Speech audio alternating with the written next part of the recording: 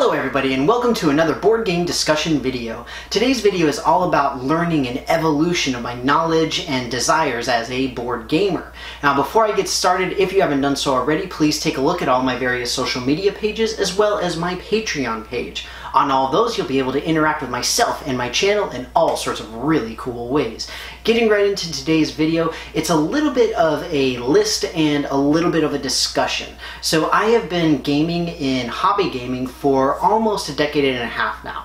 I know that it's not nearly as long as some of you, my dear viewers, but at the same time, I feel like I have learned a great deal, not only about myself, but also the board gaming hobby, and I've evolved in terms of what I know and what I like. And so I just sort of wanted to go over a few of those things just because it seems like, wow, stuff has really changed for me. So there are a couple of key points that I wanted to go over. First and foremost is essentially my taste in games. This has definitely changed over the years, where before, when I first started, I really did not like the really big strategy games. I remember one of the first games that I ended up playing was Twilight Imperium 3, this bad boy right here.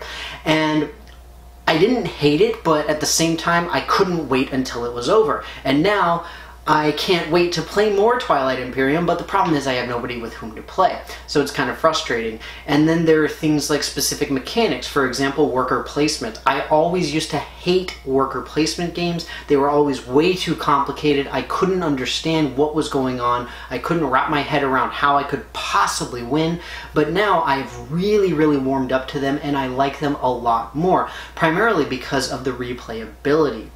On that note, one thing that I used to really like were games that were just sort of like fun, quirky, weird things, kind of like Dixit and those types of things that are just more novelty than anything else, honestly, and apologies to anybody who really likes Dixit. But that said, now I really like the deeper strategic games, the much more thematic games, all of that kind of thing. Not to mention now I'm also a little bit more discerning, at least. I know it doesn't seem like it based off of my collection that I've got, but the vast majority of the collection I actually got during the first few years that I started collecting. Since then, I've gotten very few games per year, and this year in 2018, I've only purchased maybe 2 or 3, something along those lines. Very few compared to even the last 6 or 7 years or so. Next up on my little list of things that I wanted to talk about is game maintenance and storage and all that kind of thing. One thing that I was really obsessed with when I first started was making sure that the games stayed as pristine as possible.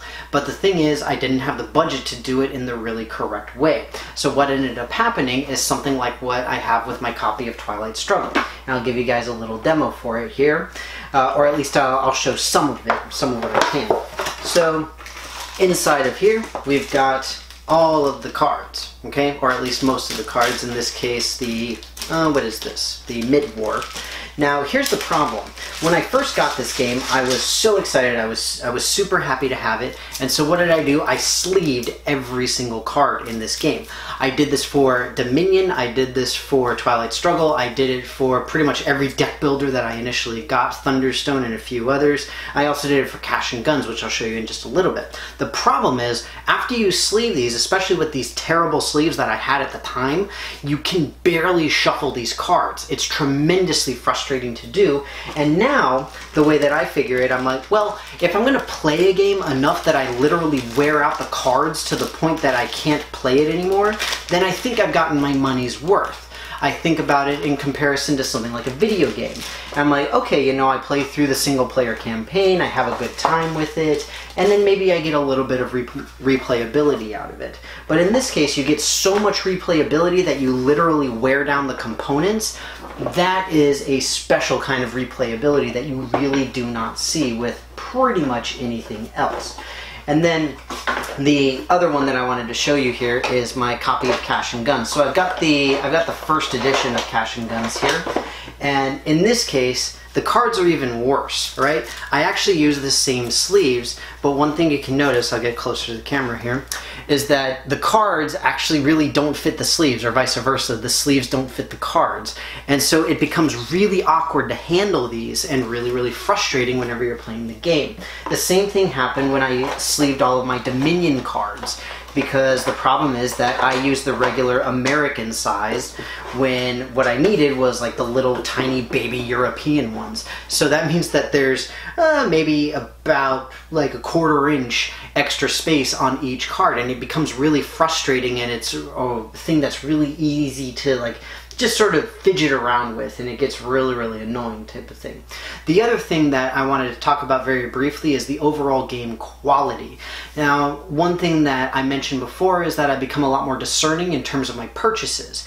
I have not bought nearly as many games, and on top of that, I pretty much always will play a game before I actually buy it, with very few exceptions, namely around like a scientific theme or something like that. I'll just be like, ooh, yes, I need that game. But other than that, I have become a lot more discerning, and I want to make certain that I really like a game. Now, what that means is that I've adopted one of the things that a friend of mine does, which is play a game 2 or 3 times, you know, really get into it, try different strategies, see what works and what doesn't. More importantly, are they actually viable? And that means that I get the replayability. So again, talking about game quality, I want to see replayability in games. I need to see that in games. On top of that, I've expanded my repertoire quite a bit, just in terms of the genres of games that I like. One thing that I never really got into was war games. I do have a few real war games now, so I've got, for example, Axis and Allies, I've got Paths of Glory.